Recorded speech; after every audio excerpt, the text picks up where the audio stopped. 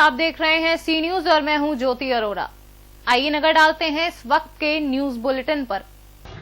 Samajwadi party के नवागढ़ जिलाध्यक्ष रामगोपाल बघेल और शहर अध्यक्ष वाजिद निसार ने 2022 की आगामी विधानसभा चुनाव में प्रदेश में सपा सरकार बनाए जाने का दावा किया। उन्होंने पार्टी कार्यालय पर आयोजित पत्रकार वार्ता में बताया कि कोरोना संक्रमण के दौरान आगरा जनपद में जांचें की जा रही हैं और दवाइयां दी जा रही हैं। सोशल डिस्टेंसिंग के मामले में सरकार विपक्षी राजनीतिक पार्टियों की आवाज दबाने का काम कर रही है। नवागत महामंत्री शिवराम यादव का कहना है कि जल्द सरकार के खिलाफ एक बड़ा आंदोलन किया जाएगा।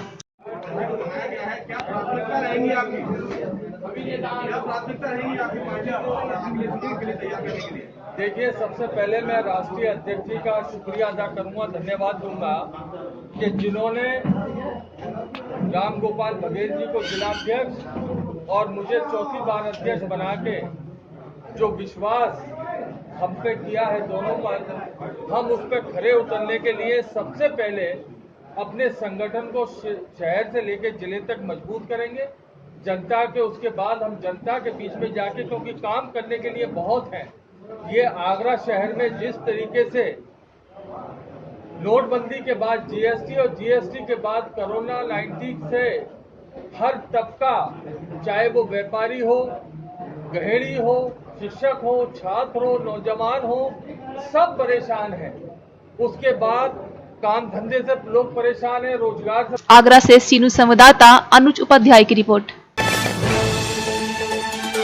नारायणपुर के पास हुआ जोरदार टक्कर। मामला हमीरपुर जिले के नारायणपुर गांव के पास का है, जहां पूछताछ के दौरान पता चला कि 3 पहिया वाहन और पीछे सहारा दिए हुए चला आ रहा एक मोटरसाइकिल चालक और भारुआ सुमेरपुर की ओर से चली आ रही एक मार्शल ने मोटरसाइकिल चालक को टक्कर से बचाने के चक्कर में किया ओवरटेक। तभी हमीरपुर की ओर से चली आ रही एक टेम्पो में हुआ जोरदार टक्कर, जिसमें 6 लोग हुए बुरी तरह से घायल और 3 लोगों की घटना स्थल पर ही मौत हो गई। मौके में मौजूद पुलिस ने घायल लोगों को फौरन हमीरपुर सदर अस्पताल में एम्बुलेंस के द्वारा अस्पताल में भर्ती करवाया है। पता चला है कि मार्शल ग्राम पौथिया की है। क्या नाम है आपका?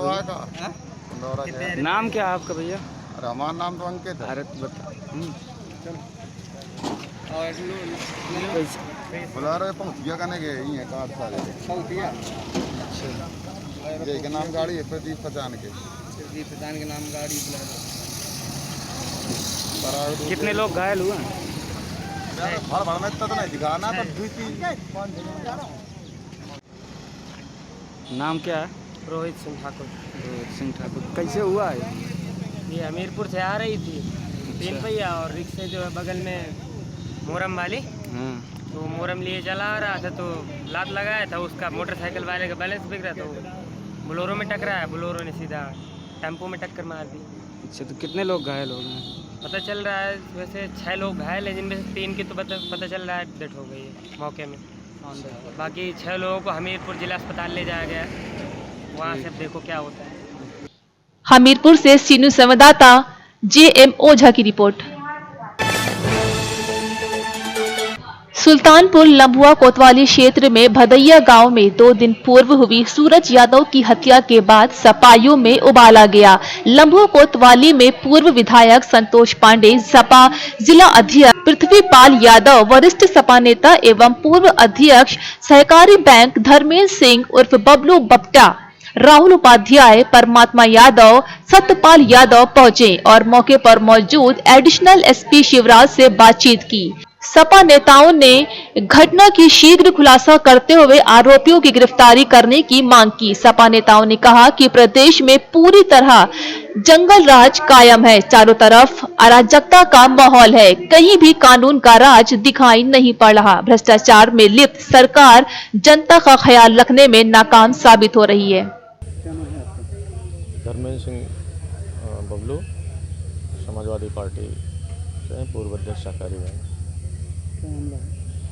आज हमारे क्षेत्र लंबुआ विधानसभा के बदैया गांव में सूरज यादव पुत्र लाल बहादुर यादव की जिस तरह से निर्ममतापूर्वक पीट की हत्या कर दी गई है, उसी प्रकरण में हम लोग थाने पे आए हैं कि मुकदमा लिख करके जो भी दोषी हो उसके खिलाफ विधिक कार्रवाई पुलिस करे।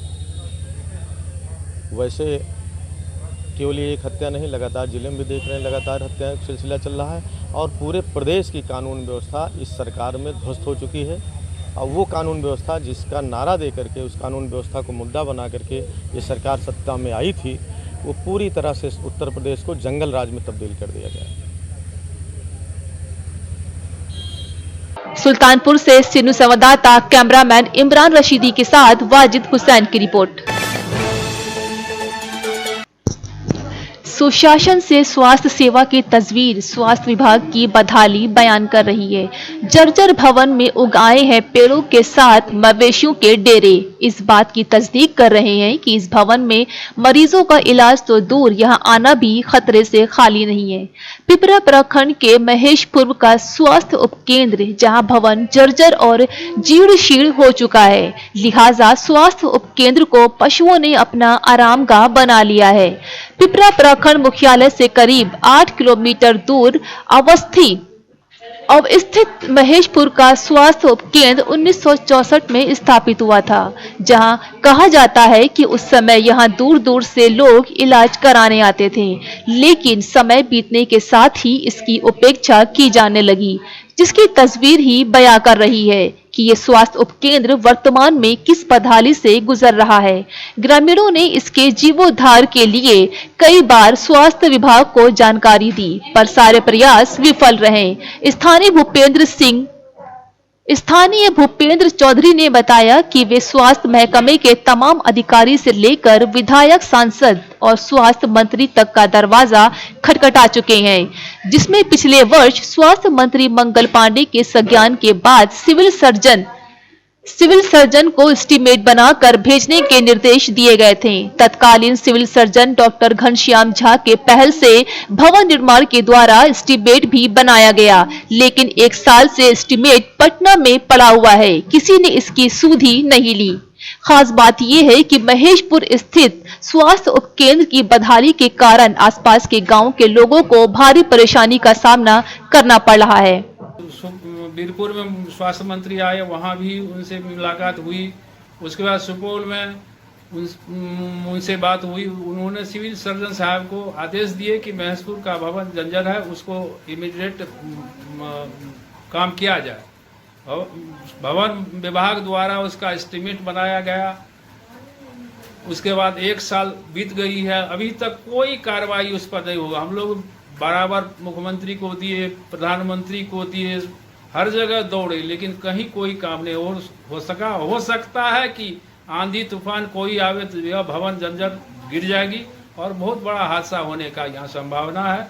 हम लोग थक हार के आज तक प्रयास करते रहे, लेकिन विभाग द्वारा कोई कार्रवाई आज तक यहाँ नहीं हुई। इस बात को लेकर के पूर्व में भी हमने जो है इसकी सूचना दी है, ऊपर में जिला को भी सूचना दिया है, तो उसको बनने की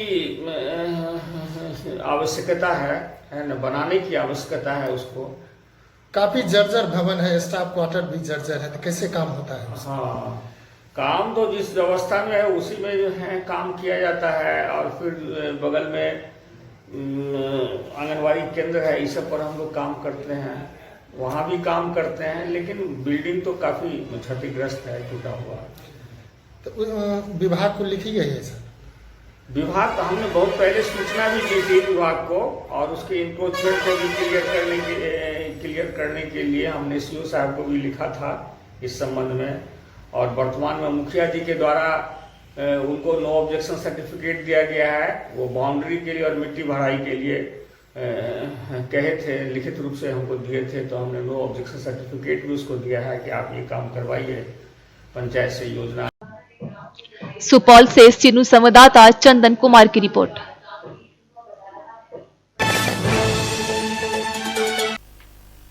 इस वक्त के न्यूज बुलेटिन में फिलहाल इतना ही। देश और दुनिया की तमाम बड़ी खबरों के लिए आप देखते रहिए सी न्यूज। हर खबर आपके साथ, आपके हाथ।